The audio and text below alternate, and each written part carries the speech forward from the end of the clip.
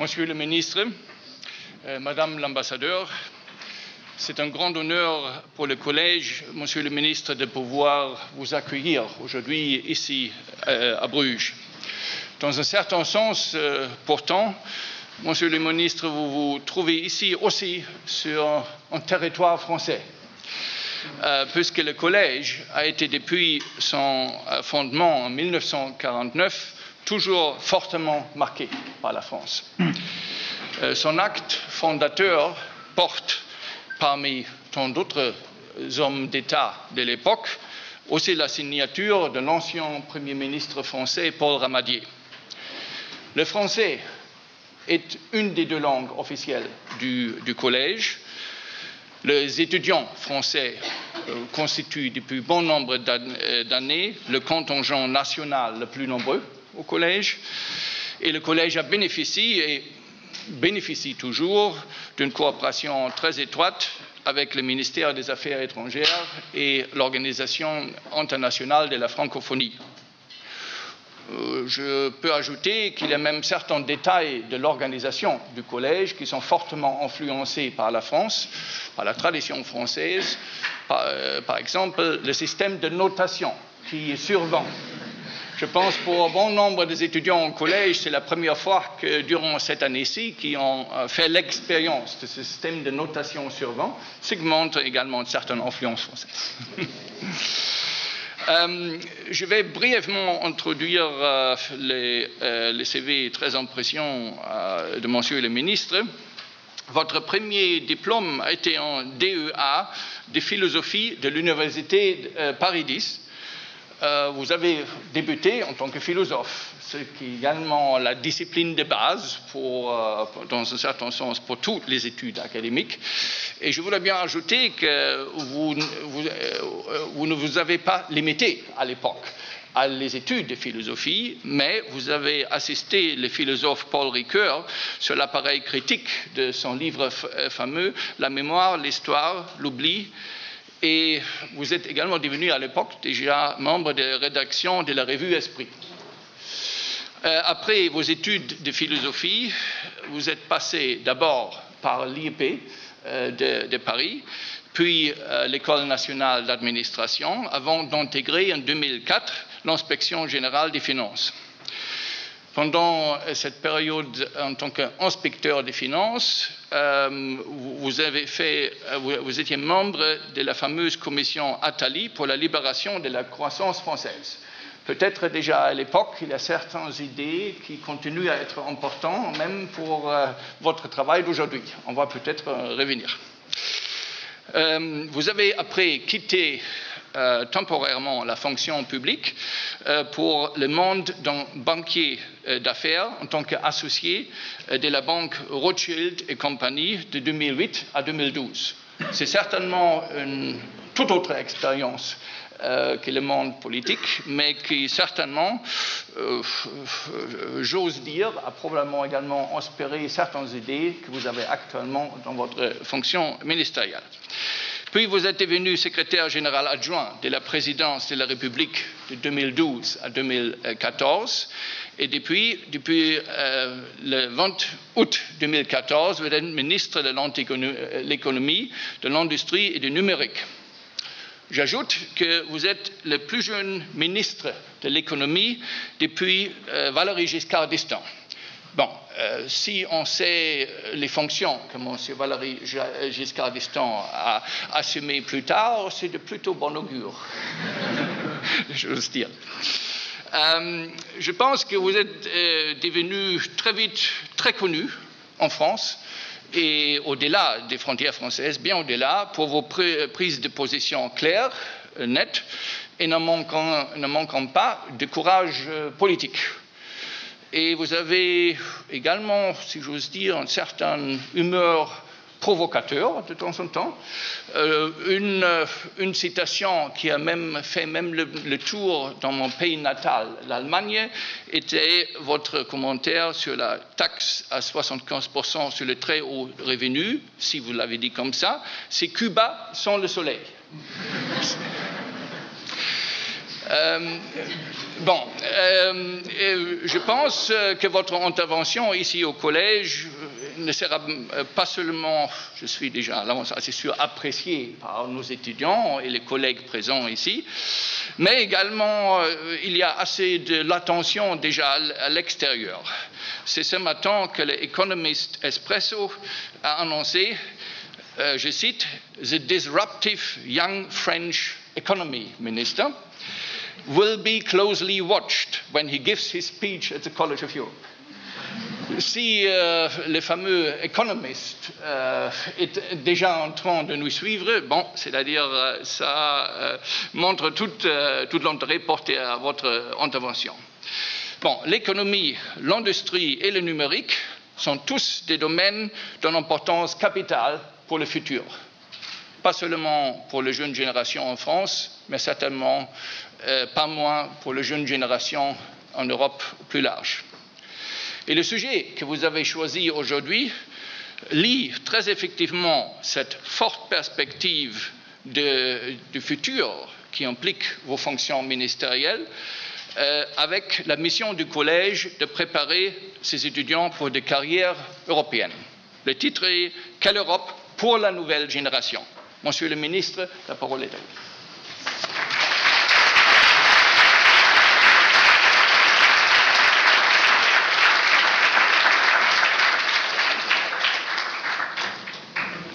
Monsieur le recteur, merci beaucoup, Madame l'ambassadrice. Mesdames et messieurs, je suis ravi d'être parmi vous aujourd'hui et je voudrais d'abord commencer par des excuses, puisque nous avions initialement prévu, en effet, de pouvoir tenir cette conférence et cet échange en novembre dernier. Et c'était prévu quelques jours après les attentats qui ont frappé Paris, qui nous ont obligés à revoir la date de ce déplacement, et quelques mois avant que d'autres attentats ne touchent Bruxelles et le pays hôte de votre collège, pour nous rappeler à quel point justement ce risque au sein duquel nous vivons, cette menace, ont transformé notre quotidien et nous ont rappelé la violence aussi des circonstances qui nous entourent. Et au fond, en novembre, comme il y a quelques semaines, ce sont nos valeurs qui ont été attaquées. C'est ce que représente l'Europe qui a été profondément attaquée. C'est l'une des raisons, entre autres, qui m'amène aussi à vouloir échanger avec vous aujourd'hui sur ce sujet de l'Europe que nous devons précisément préparer, porter.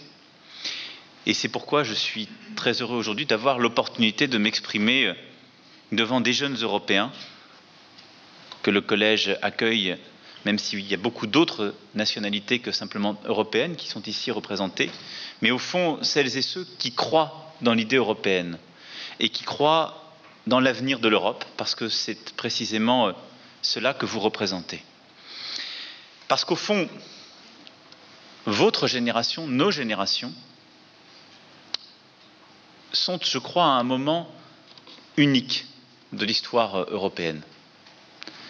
Cette Europe, elle a un passé, des caractéristiques, je voudrais y revenir. Elle traverse un moment de son histoire et la question qui nous est posée, c'est précisément celle de son projet. Alors, cette Europe, elle a profondément vieilli, même si elle est encore jeune. Et si elle a vieilli, c'est parce que nous ne rêvons plus à elle. C'est parce qu'on a décidé de ne plus porter suffisamment de projets. C'est parce qu'on a décidé que, au fond, ce qui l'avait tenue jusqu'ici vivante, c'est-à-dire des ambitions folles, et en même temps le devoir d'avoir à chaque fois des réalisations concrètes, nous pouvions en faire abstraction. Alors, de quoi s'agit-il d'abord? Parce que pour comprendre le moment et le projet, il faut nous inscrire sur ce qui a fait cette aventure européenne, ce qui la caractérise, ce que les uns et les autres, bien souvent, vous apprenez ou vous enseignez ici. Et notre histoire, je crois très profondément, c'est celle d'une construction politique éminemment atypique. L'Europe, ça a été constamment un rêve. Et ça a été jusque, finalement, l'après-Deuxième Guerre mondiale, essentiellement un rêve d'empire. C'est ce qu'on retrouve dans les formes successives que l'Europe a pu prendre à travers le temps, qu'il s'agisse de l'Empire romain, de l'Empire carolingien, de l'Empire napoléonien, bismarckien, hitlérien. L'Europe s'est toujours faite au travers de ce que, d'ailleurs, le droit médiéval appelait la translatio imperii, c'est ce transfert d'empire. Et donc il passait par l'hégémonie de l'un ou de quelques-uns sur les autres, en tout cas par une domination. Or, la construction politique, diplomatique, économique, d'influence qui s'est progressivement structurée dès l'après-guerre, c'est précisément une série d'équilibres non hégémoniques, une construction politique inédite qui nous a permis de traverser un nombre record de décennies sans guerre dans cet espace. Je le dis parce que aujourd'hui nous pourrions considérer que tout cela a un caractère émollient, et on l'oublie bien souvent. Quand on a le confort, on oublie d'où on vient. Mais cette période que l'Europe vient de traverser, elle est inédite. Ça ne s'était jamais produit de cette façon. Et donc ces équilibres que nous avons construits dans l'après-guerre, qui sont ceux d'une non-hégémonie, qui sont ceux d'une vraie construction par le projet, c'est notre héritage.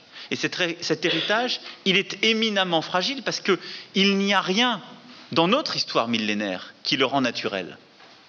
C'est la force des fondateurs de l'Europe, précisément, de donner l'impulsion, d'être en capacité de faire quelque chose que les autres n'avaient jamais réussi. Et c'est précisément parce que nous avions connu le drame, l'horreur absolue au cours de la Seconde Guerre mondiale qu'il y a eu cette force vitale, cette force politique de faire advenir quelque chose d'autre pour éviter de recommencer les erreurs passées. Et donc ce projet inédit, il s'est accompagné de réalisations concrètes qui n'ont pas tardé.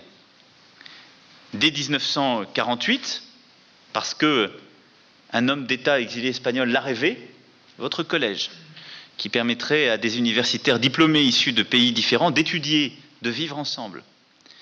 Et la force du rêve européen, c'est précisément qu'à chaque fois, il vise à voir plus haut que les intérêts nationaux, à voir plus grand que les intérêts du présent.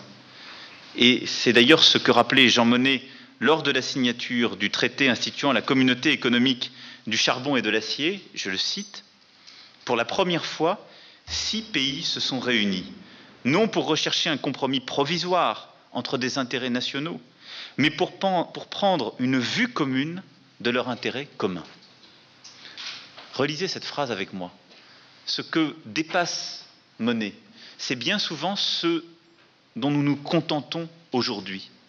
Parce que bien souvent, nos conseils européens s'enchaînent les uns après les autres, nos textes sont produits les uns après les autres, en n'étant finalement pas grand-chose de plus qu'un compromis provisoire entre des intérêts nationaux. Mais la dynamique européenne qui nous a portés, c'était beaucoup plus celle de prendre une vue commune de leur intérêt commun. C'est cette vue commune qui a porté, il y a 65 ans, jour pour jour, à la signature du traité CECA, puisqu'il y a 65 ans, jour pour jour, que ce traité constitutif de notre volonté commune, de cette force commune, a été signé. Et donc, notre Europe, elle s'est constituée, au fond, décennie après décennie, sur 4 éléments fondamentaux à mes yeux. D'abord, cette exigence politique au sens le plus profond du terme. Nous allons faire de grandes choses ensemble parce que rien ne nous y prédestinait, parce que nous le voulons, en cherchant constamment l'intérêt commun. C'est cette force politique, c'est le projet européen, son cœur. Ensuite, c'est une promesse de paix qui lui est indissociable, qui conduit à mettre ensemble ce avec quoi nous faisions traditionnellement la guerre, et puis de soubresaut en soubresaut, de toujours chercher avant tout à tenir cette promesse de paix qui, comme je le disais, a largement rempli son ambition première.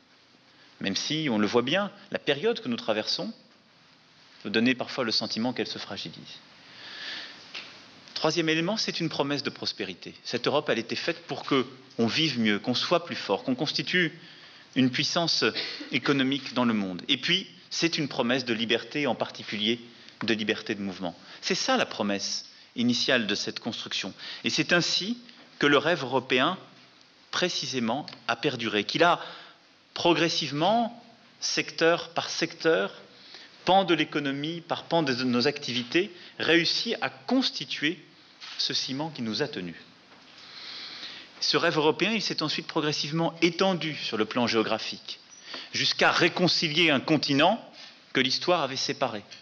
Là aussi, parce qu'il fallait réconcilier cette Europe avec elle-même.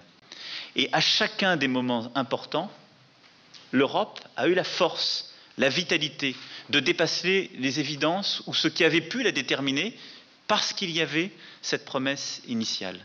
Parce qu'à chaque fois, l'Europe est apparue comme le meilleur remède aux crises, aux doutes, au choc des nationalismes. Parce qu'à chaque fois que ce qu'on pouvait prendre pour le bon sens, ou le réflexe de chaque nation se réveillait en prétendant avoir la solution pour lui-même, l'Europe est apparue comme la solution peut-être la plus difficile à mettre en œuvre, peut-être la plus exigeante, mais à coup sûr la plus efficace. Ça a été le sens de la monnaie unique, de l'euro, aujourd'hui partagé par 19 États membres, du programme Erasmus, dont bénéficient près de 300 000 étudiants chaque année, qui ont formé cet affectio societatis européen, puis de l'élargissement, de Schengen et de tant d'autres projets. Alors aujourd'hui, le moment que nous vivons, c'est un moment éminemment inédit, profondément dangereux pour les uns, mais au fond porteur de promesses. C'est que l'Europe, parce qu'elle a été, au fond depuis 10 ans, chahutée, elle ne pourra plus être gérée comme avant. Et notre Europe, elle a été chahutée par quoi? D'abord par nos doutes, d'abord par une décennie perdue, largement commencée avec le vote négatif de la France et des Pays-Bas en 2005.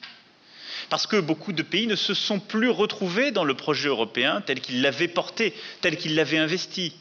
Parce que beaucoup ont dénoncé cette Europe devenue libérale. Mais qui était le résultat de quoi? Du fait que beaucoup de politiques n'avaient plus porté cette Europe pour proposer autre chose, et qu'elle avait laissé la main, au fond, à la technique, qui n'est pas un projet en soi. Et depuis 10 ans, dans nombre de nos pays, nous ne proposons plus d'Europe. On ne propose pas de nouveaux projets. On répète, parce qu'il est bon de le répéter, qu'il faudrait peut-être être plus intégré, respecter l'Europe à 28, faire attention aux grands équilibres. Je peux vous faire la litanie de toutes les précautions. Mais qui sont les précautions qu'on ferait à une vieille personne malade, pas à quelqu'un à qui on prête un avenir. Elle a été chahutée ensuite par une crise économique et financière inédite, qui a touché de manière asymétrique plusieurs pays, qui a plongé plusieurs de ces pays dans une restructuration profonde de leur économie, de leurs finances publiques, et qui fait que, pour votre génération, au Portugal, en Grèce, dans trop de pays de l'Union européenne, l'Europe, ça veut dire quoi? Ça veut dire l'austérité, ça veut dire le chômage, ça veut dire des sommets qui s'enchaînent les uns aux autres sans trouver de véritables solutions, hormis les petits compromis nationaux que dénonçait Monnet il y a 65 ans. L'Europe, c'est aussi les retrouvailles avec l'histoire. C'est ça le moment que nous vivons. Nous pensions depuis la chute du mur de Berlin qu'au fond nous serions protégés, que c'était fini. Certains l'avaient même théorisé. Nous avions refait le continent et les grands risques étaient pour ailleurs. Le terrorisme, les réfugiés, ce sont au fond de traces brûlantes du fait que l'Europe retrouve le cours de l'histoire, que les grands risques géopolitiques ne sont pas simplement à nos portes, ils traversent le continent, que nos choix géopolitiques déterminent ce qui se passera dans nos pays, que celles et ceux qui sont dans nos pays sont profondément marqués d'ailleurs par nos positions, par la transformation du monde religieux, politique tel qu'il se vit dans le monde. Nous sommes dans l'histoire, avec toutes ses conséquences, avec sa brutalité, qui précisément réapparaît au sein même de l'Union européenne, ce que nous avions là aussi oublié. Et donc, vous le voyez bien, nous sommes face à des défis que nous n'avions pas connus dans les décennies précédentes. Et avec une Europe imparfaite, qui ne permet pas de faire face à tous ces défis. Lorsqu'on ne rêve plus à elle, elle se disloque. Lorsqu'on n'a plus de projet européen, ce qui est notre cas depuis 10 ans, on laisse la place au doute. Le Brexit n'est que l'enfant de cette absence de projet.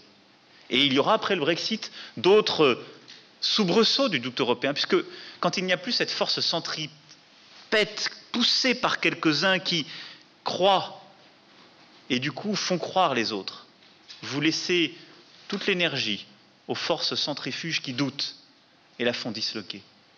Parce que l'Europe est incomplète sur le plan économique et financier, et en particulier la zone euro, vous laissez des chocs intervenir, asymétriques, comme je le disais.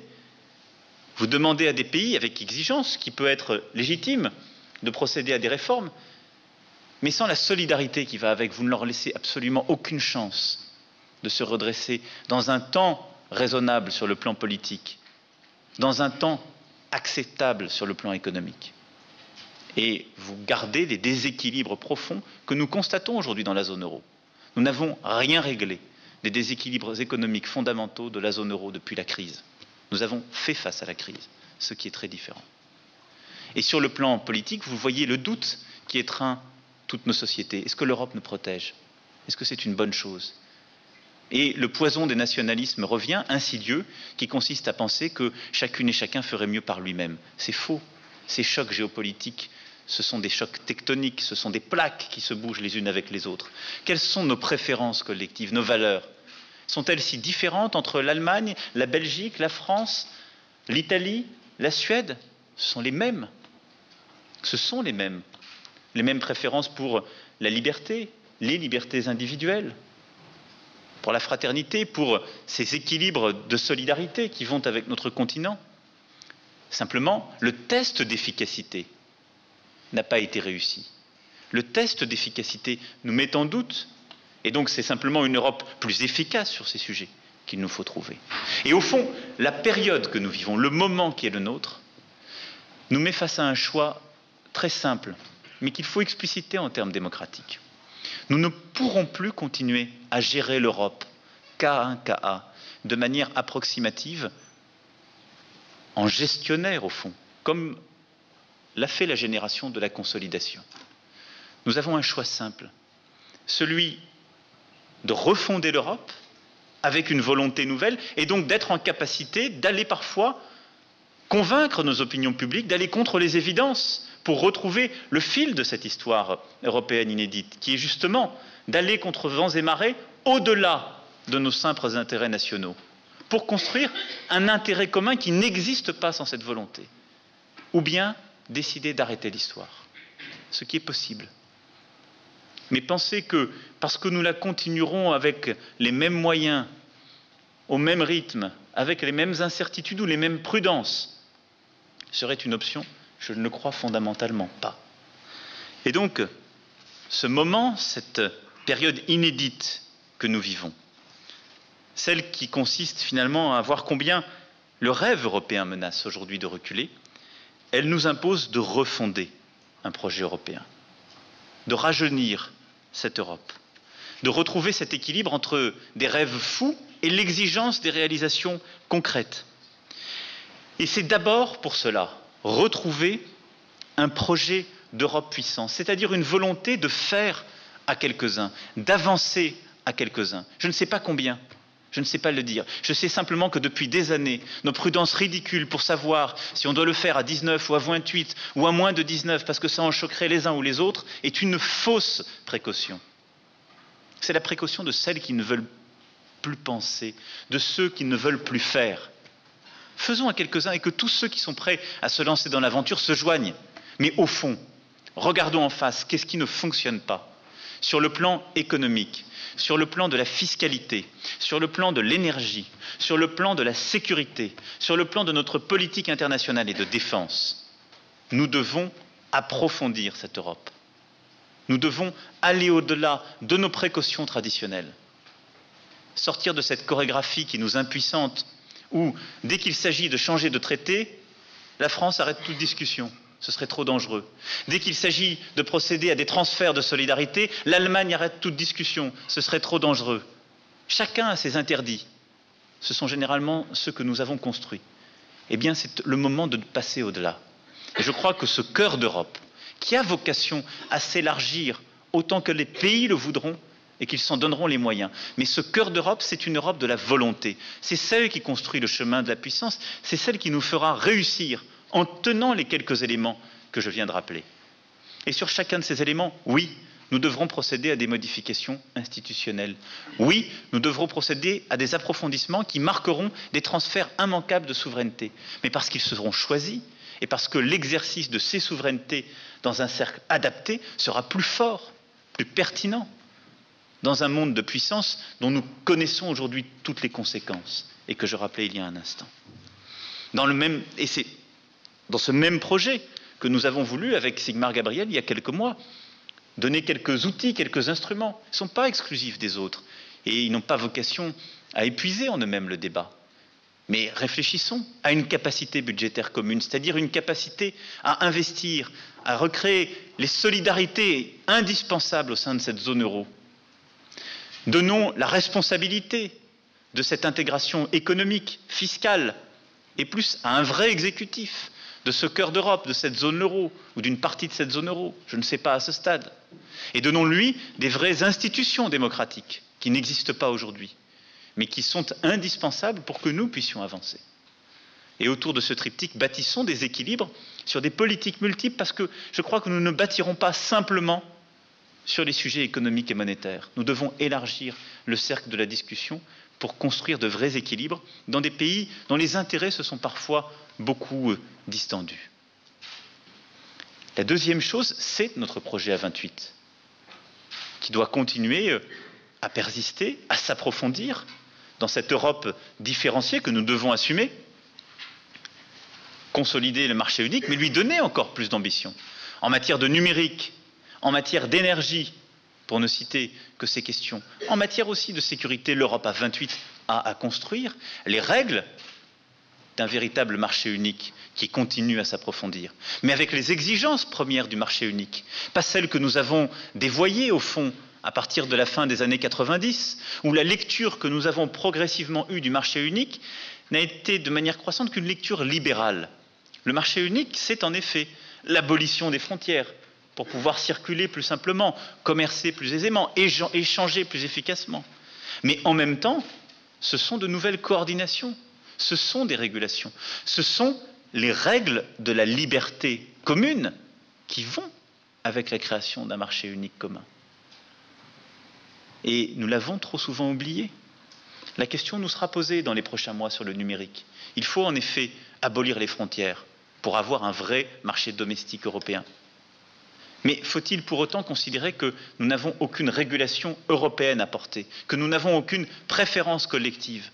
L'Europe, ça n'est pas qu'un rêve de marché, c'est l'abolition de frontières pour proposer un projet politique commun. Et donc, supprimer des frontières, ça n'est pas faire abstraction de tout, ça n'est pas considérer du jour au lendemain que le marché décide de tout parce qu'il serait pur et parfait. Nous savons combien ça n'est pas vrai. Et donc, sur le numérique, nous aurons des préférences collectives européennes à porter en matière de respect des libertés individuelles, et en particulier de la vie privée, en matière d'intérêt économique, en matière de concurrence, et dans tant d'autres domaines. Nous devons aussi le faire. Et ça n'est pas une entreprise de paresseux. Et donc ce défi, c'est aussi le nôtre, d'approfondir justement ce marché unique, de retrouver la cohérence de ce projet pour aller au bout. Et enfin, au-delà des sujets institutionnels, notre projet aujourd'hui, c'est au fond de redonner le sel de la solidarité à cette Europe. Nous avons, après la crise, construit des mécanismes multiples de responsabilité. Nous avons rajouté des traités qui ont mis des contraintes légitimes parce que beaucoup n'avaient pas fait les efforts qui étaient demandés quand certains les avaient conduites avec courage. Et donc la défiance s'est installée comme une lèpre entre les États membres en disant qu'il fallait traiter l'aléa moral en quelque sorte qui existait entre nous. Nous avons donc renforcé les éléments de responsabilité très fortement. Ces éléments sont vivaces avec nos opinions publiques sur beaucoup de sujets. Mais nous avons totalement abandonné le champ de la solidarité. Un projet politique n'existe pas sans solidarité. au-delà de toute réforme institutionnelle. S'il n'y a pas la capacité à transférer entre les États membres, à chercher l'intérêt commun au-delà de nos intérêts nationaux, à expliquer à nos populations qu'en effet, nous allions accepter des transferts d'argent, d'énergie, parfois des sacrifices pour d'autres, parce qu'ils sont dans le même projet politique, alors nous perdons le sens de l'histoire. Vous savez, beaucoup disaient qu'on n'allait pas mourir pour les Poldev au moment où la Seconde Guerre mondiale s'est déclarée. J'entends comme ces échos aujourd'hui, encore, quand j'écoute nos opinions publiques. Parce que, depuis des années, nous avons constamment répété, responsables politiques, que dès qu'il y avait un problème, c'était la faute de l'Europe. Que dès qu'il y avait un souci ou une instabilité, c'était la faute du voisin. Par irresponsabilité collective. Parce que nous avons oublié d'être à la hauteur du projet qui nous avait porté. Mais oui, demain, il faudra peut-être accepter de mourir pour les Poldev. Parce que c'est notre projet. Parce que nous sommes européens. Parce que nous l'avons choisi. Et parce que nous le choisirons demain. Et alors que l'Europe est traversée, vous le voyez bien, dans son quotidien, dans ses tréfonds, par cette crise des réfugiés, c'est bien ce sujet qui nous est reposé aujourd'hui. Celui de la solidarité.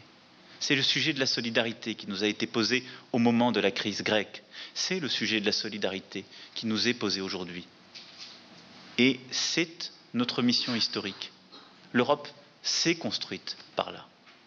Et donc si nous ne sommes pas en capacité, au-delà des initiatives formidables qu'on voit fleurir à travers le continent, d'individus, d'entreprises, si nous ne sommes pas en capacité, politiquement, de décliner cela, de lui donner une substance, alors nous choisirons. Peut-être avec nos opinions publiques, peut-être parce qu'un instant de raison, elles n'auront pas réalisé la gravité de ce choix, mais nous choisirons d'en finir avec le rêve européen, le vrai rêve européen, celui que nous portons depuis l'après-guerre. Et au fond, c'est cela, notre responsabilité et votre responsabilité. C'est au-delà des vicissitudes du temps, parce que nous sommes à un moment profondément historique de notre projet collectif, et parce qu'il a les caractéristiques que je rappelais. Eh bien, notre défi, c'est de retrouver la capacité à agir dans l'histoire, le goût du risque, de l'innovation, peut-être de la transgression, parce que nous nous sommes accoutumés à des formes d'action, à des consensus qui ne sont plus à la hauteur des circonstances que nous traversons. Donc nous devons retrouver ce sens de l'intérêt général, ce sens de l'intérêt commun européen qui dépasse les petits compromis. Nous devons collectivement retrouver, et c'est la responsabilité de votre génération, au fond, le sentiment intense que l'Europe est une histoire éminemment fragile, qu'elle peut mourir, qu'elle peut disparaître, qu'il n'y a rien d'évident ou d'automatique dans tout cela, puisque c'est venu contrarier des siècles et des siècles d'histoire. Et parce que ce projet politique a une fragilité extrême, notre responsabilité politique, aujourd'hui en particulier, est immense. Ce dont nous avons besoin, ça n'est pas de techniciens. Vous apprenez des techniques, chacune et chacun, dans votre métier, et c'est très important. Mais nous avons besoin de femmes et d'hommes de conviction, de citoyens au sens plein du terme, de responsables. Et c'est cela que votre génération aura à faire. Vous porterez votre technique, vous contribuerez à faire avancer les choses, mais ça ne suffira plus de les faire avancer. Il faudra aller convaincre, il faudra aller transformer, il faudra faire des choses que les autres n'ont pas fait, c'est sûr, parce que les circonstances ne sont plus les mêmes. Il faudra transgresser pour changer. Parce que si nous ne changeons pas, nous échouerons. Et donc la responsabilité qui est la vôtre aujourd'hui, pour que l'Europe réussisse, c'est précisément de réussir non plus des changements techniques ou des petites transformations, mais ce que Julien Benda appelait dans son discours à la nation européenne, les changements moraux dont l'Europe a besoin. C'est ce moment-là qui est le nôtre. C'est sans doute une phase qui devait arriver. C'est le défi qui nous est lancé. Et donc, vous l'avez compris, si je viens aujourd'hui, c'est pour vous dire combien le moment que nous vivons est important, combien l'exigence collective qui est la nôtre est immense. Et parce que j'ai un espoir vibrant, c'est que la génération qui entre aux responsabilités soit bien la génération des refondateurs de l'Europe. Cette Europe ne ressemblera pas à celle qui existe aujourd'hui. Cette Europe ne doit pas s'arrêter. Mais cette Europe, elle sera portée parce qu'il y a des volontés conscientes et lucides qui auront décidé de la faire avancer dans ces temps présents, parce que ces temps sont difficiles. Et c'est à cette condition que l'Europe sera jeune, comme elle l'a toujours été. Merci pour votre attention.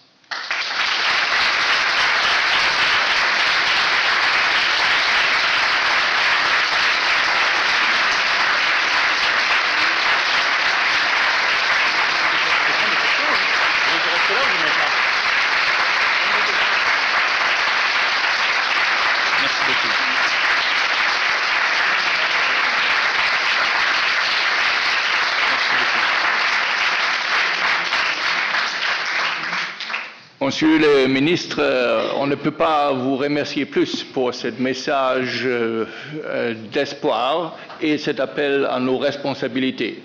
Je pense que vous avez bien fait ressortir que ce projet européen a besoin pas d'une gestion des interdits et une gestion d'une heure à l'autre des crises, mais d'un grand projet, d'un investissement de pensée, de réflexion et dans le lieu de l'action.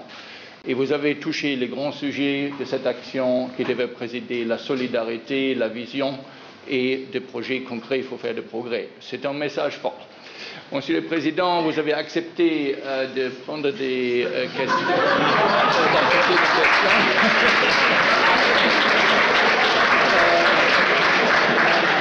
Alors, je vais prendre des questions. Président de session.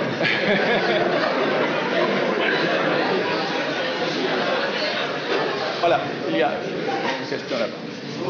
Yann Laurence, étudiant français. Merci, étudiant français en droit. Merci beaucoup, Monsieur le Ministre, pour votre discours. Et j'apprécie énormément le fait que vous parliez de conviction.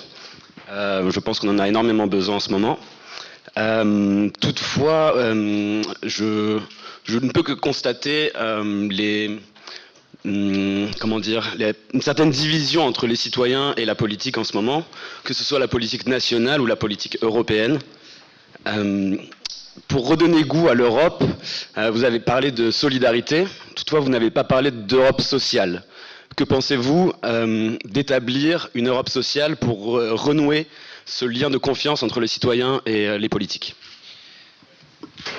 D'abord, s'il y a un manque de confiance en général entre les citoyens et les politiques, c'est qu'on arrive, on le voit bien, à un moment de fatigue démocratique dans nos sociétés. Moi, je pense que c'est dû à quoi? Le manque de clarté des débats politiques. Il faut avoir des débats sur le fond, des vrais, pas des débats qui apparaissent comme techniques. Et surtout, il y a un manque d'efficacité de la politique. Quand les débats ne sont pas clairs, on ne crée pas les conditions de l'efficacité et les citoyens se disent à quoi tout cela sert. Même si je trouve, par exemple, que le Parlement européen est un lieu de vitalité démocratique pour l'Europe, qui est insuffisamment mise en avant, mais qui joue un vrai rôle. Alors vous avez raison, dans les voies et moyens d'améliorer tout cela, il y a les sujets sociaux, parce qu'ils touchent la vie des gens en particulier. Je pense que si on avance sur l'Europe sociale, comme on a avancé sur le reste, c'est-à-dire au même rythme avec les mêmes méthodes, on créera de la frustration, ça va prendre énormément de temps, et ça n'avancera pas. Dans ce moment de refondation, concrètement, que devons-nous faire? On doit prendre un vrai traité refondateur. C'est ça que j'appelle de mes vœux. Et c'est ça que nous devons préparer dans les 18 mois qui viennent, pour que ce traité, cette démarche, fasse l'objet de débats démocratiques dans les grands pays européens. Et on a la chance, en 2017, d'avoir des élections générales, comme on dit, et en France et en Allemagne, au même moment, avec un calendrier ensuite qui nous dégage 3 années d'action. C'est là qu'il faut construire, dans cet espace qu'il faut construire, justement, la refondation. Vous avez raison, sur les sujets sociaux aujourd'hui, il y a un écartement de l'Europe. L'ajustement des pays du Sud s'est fait sur le délitement, pour beaucoup, de leur politique sociale. Quand je regarde des pays comme le Portugal, moindre égard l'Espagne, la Grèce, la brutalité de l'ajustement qui s'est fait sur le plan économique a eu des conséquences sociales terribles. On a baissé les pensions, on a procédé à des licenciements massifs et on a supprimé les couvertures sociales qui existaient. C'est-à-dire qu'aujourd'hui, vous avez à peine, selon les pays, entre 10 et 15% dans ces pays des travailleurs qui sont couverts par le droit conventionnel. C'est un recul. Et dans le même temps, le cœur, en quelque sorte, productif européen, l'Allemagne, la France, les Pays-Bas, le Benelux, ont, eux, accru les droits sociaux offerts à leurs concitoyens. Et donc, vous voyez bien que vous avez créé plus de divergences en matière sociale. C'est le débat qu'on a sur le salaire minimum, c'est le débat qu'on a sur la jeunesse, etc.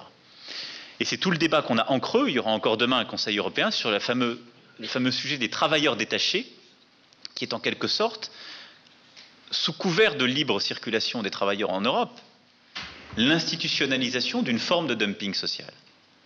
Et donc, on ne peut pas avancer vers une plus grande intégration de ce cœur d'Europe sans que sur les sujets sociaux et fiscaux, on ait en quelque sorte la même stratégie, mais en accéléré que celle qu'on a eue sur les sujets monétaires.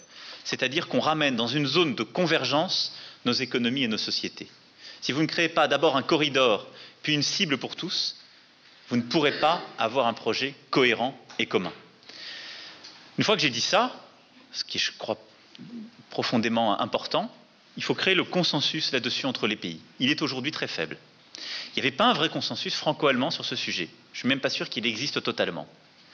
Et pourquoi ? Il faut le toucher du doigt, parce que beaucoup des pays qui réussissent considèrent qu'une telle convergence ralentirait leur compétitivité sur le plan international. Parce qu'ils se comparent avec le dehors de l'Union européenne, avec des économies émergentes, avec la Chine, avec les États-Unis. En quelque sorte, ils nous répondent « vous êtes en train de créer un standard qui est trop élevé pour tous ».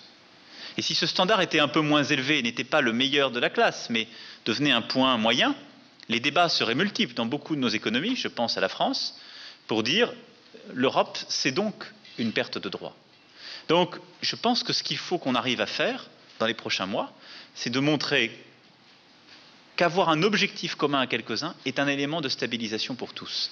C'est ça cet intérêt supérieur. Et le social est en effet un sujet fondamental. Il touche la vie de nos concitoyens, mais il permet justement de dépasser le caractère insoutenable de la divergence dans laquelle nous sommes aujourd'hui plongés. Donc je pense que ça fait partie de ce plan de bataille qui doit être préparé dans 18 à 24 mois pour pouvoir avancer. En tout cas, c'est celui que j'appelle de mes vœux. Question ? Voilà. Bonjour, Pénélope. Merci pour vos encouragements, Monsieur le Ministre. J'ai une question très simple pour vous. Est-ce que vous êtes fédéraliste et est-ce que c'est difficile d'être fédéraliste dans un gouvernement socialiste français ? Alors, le mot de fédéraliste a beaucoup de connotations. Comme vous l'avez compris, non mais il emporte beaucoup de sens sur le plan historique et dans la représentation des gens. Je suis européen. C'est-à-dire ni européiste, ni eurobéa, ni eurosceptique. Et donc, pas fédéraliste au sens le plus classique du terme. Je pense qu'on ne fera pas une fédération à 28 aujourd'hui. Je pense que si nous en restons là où nous sommes dans les équilibres institutionnels, nous sommes finis. Et je pense que ce serait une erreur historique que de détricoter l'Europe. Donc, je suis un Européen convaincu. Dans le même temps, je suis un Européen exigeant. Je pense que l'Europe ne cède pas lorsqu'elle est devenue trop bureaucratique ou émolliente.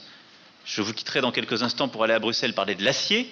Quand l'Europe, qui a toutes les règles pour protéger ses travailleurs et ses industries dans le secteur de l'acier face aux Chinois, ne le fait pas avec la magnitude qui convient, elle commet une erreur.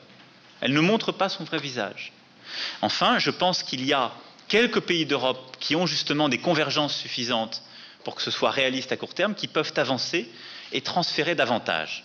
Et au fond, dans le fédéralisme tel qu'on l'a utilisé dans le débat public, ce qui me gêne, c'est qu'on a l'impression que ce serait une donnée forcément à 28. Non, je suis pour le choix souverain fait par plusieurs États membres de mettre davantage ensemble pour avancer. Et donc je crois à un cœur exigeant d'une Europe puissante et démocratique. Voilà. Prochaine question.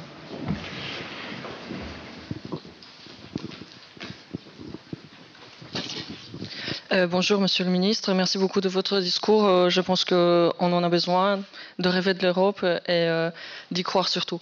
Donc moi je suis étudiante en Pôle ici, je suis polonaise mais j'aime bien dire de culture française. Et donc ma question, je voudrais poser donc une question concernant comment réaliser ce rêve tout simplement. Je pense qu'aujourd'hui, un des plus grands risques pour l'Europe, c'est l'avancée de l'extrême droite. Je pense que, bon, vous êtes bien au courant, en France, ceci représente... Voilà, je ne vais pas rentrer dans les détails, mais même encore les journaux d'hier, ou de ce matin, parlent du fait que Marine Le Pen passera certainement au 12e tour. Donc voilà, et ma question est... surtout aussi par rapport à la France, où le gouvernement actuel a défendu quand même ou proposé la déchéance de nationalité. Comment nous, la nouvelle génération, celle qui va construire la future Europe, comment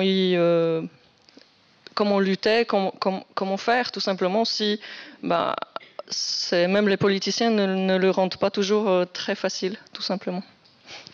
Ce qui me permet de m'offrir l'opportunité de saluer vos collègues qui sont sur le site polonais du collège et qui, je crois, nous écoutent ou nous regardent.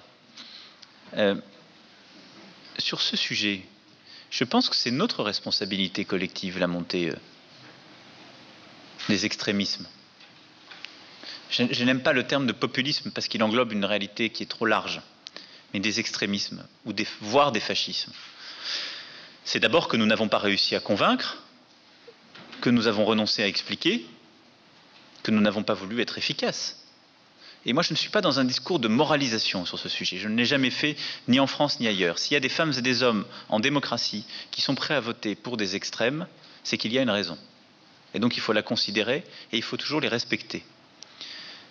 Aujourd'hui, dans beaucoup de pays, la montée des extrêmes, elle est due au fait que nous nous sommes mis dans une situation impossible sur le plan économique, social et politique.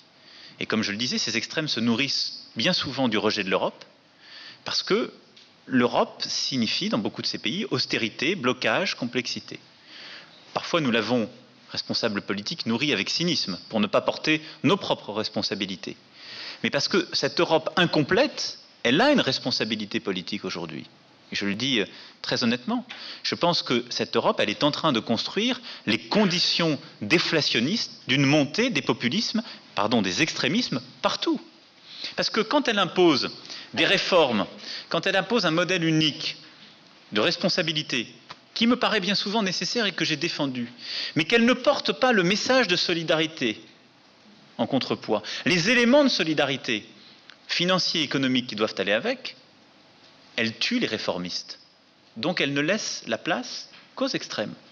Quand vous faites des réformes pendant des années pour rendre votre pays plus compétitif, pour diminuer vos dépenses publiques, et qu'il n'y a aucun transfert, aucune solidarité, dans une Europe où la politique monétaire et l'incomplétude de la zone euro fait que tout est fait pour les pays qui réussissent le mieux, vous détruisez les gouvernements qui portent ces réformes. Vous les détruisez.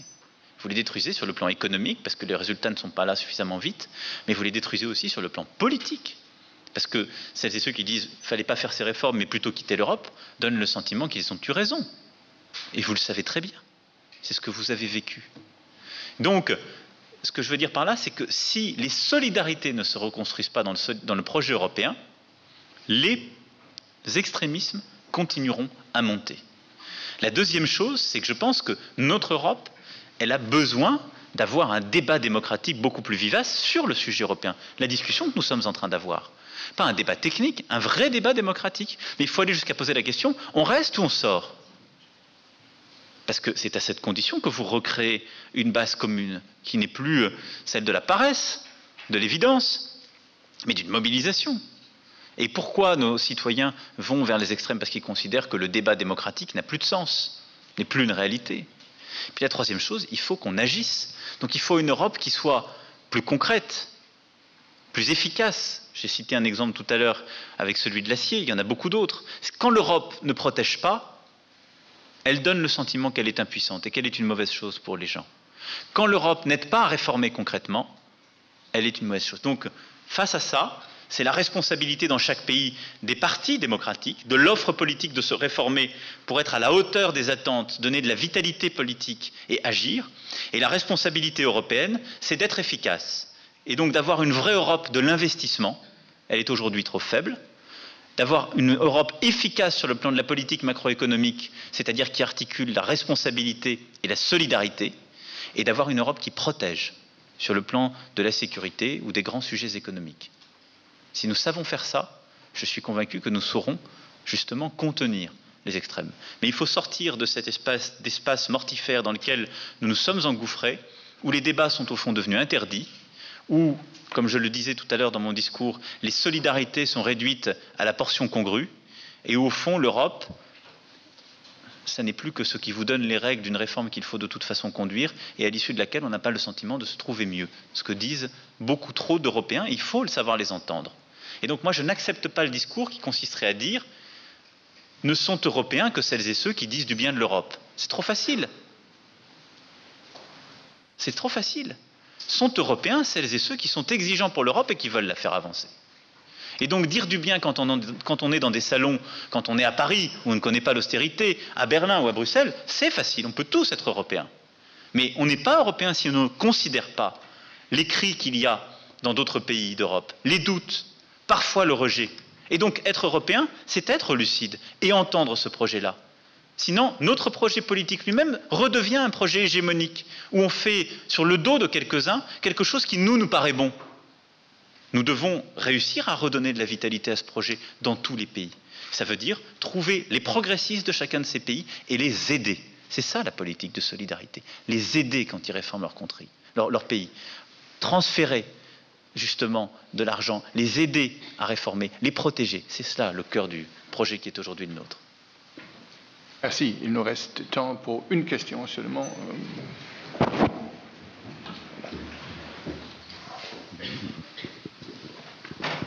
Bonjour Monsieur le Ministre, merci. Lucas Gardenal, français.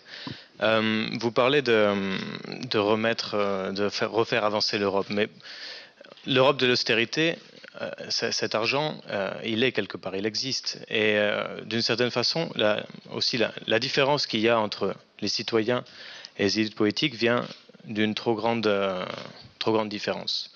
Et par exemple, la dernière directive qui est passée au Parlement européen sur le secret des affaires, c'est quelque chose qui apparaît comme étant directement presque dicté par les grands intérêts des entreprises internationales. Et les populations européennes perçoivent cela comme une dépossession de l'Union européenne. Êtes-vous, par exemple, en faveur que le prochain Conseil européen lutte, ou enfin ne lutte pas, mais annule cette directive et attaque plus directement l'évasion fiscale, par exemple? Parce que vous parlez de transgresser, mais si ces règles sont en place, par exemple sur la dernière directive, les journalistes ne pourront plus vraiment faire leur travail, ils ne pourront plus transgresser, aller chercher des nouvelles informations. Et donc il y a quelque chose à faire à ce niveau-là. Que pensez-vous notamment de... Êtes-vous prêt à soutenir le prochain Conseil européen pour qu'il annule cette directive? Alors, d'abord, je vais vous dire une chose très simple.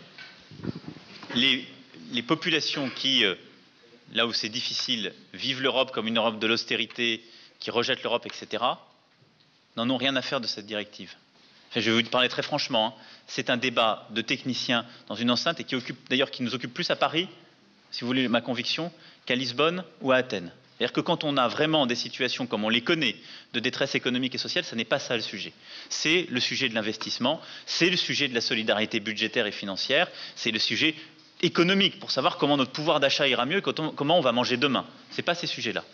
Deuxièmement, le vrai problème, c'est qu'il y a en effet une défiance qui s'est installée en Europe. Cet argent, il est allé où?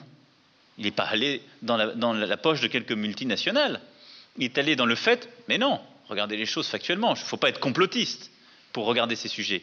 Il est allé où? Il est allé dans le fait que plusieurs de ces pays, objectivement, ont vécu au-dessus de leurs moyens, parce que pendant 10 ans, l'euro a été une morphine. On a cru qu'on pouvait vivre à Athènes comme à Berlin parce qu'on avait le même taux d'intérêt. Et donc, en effet, de manière irresponsable, des dirigeants ont conduit leur peuple à s'endetter, à ne pas faire les réformes.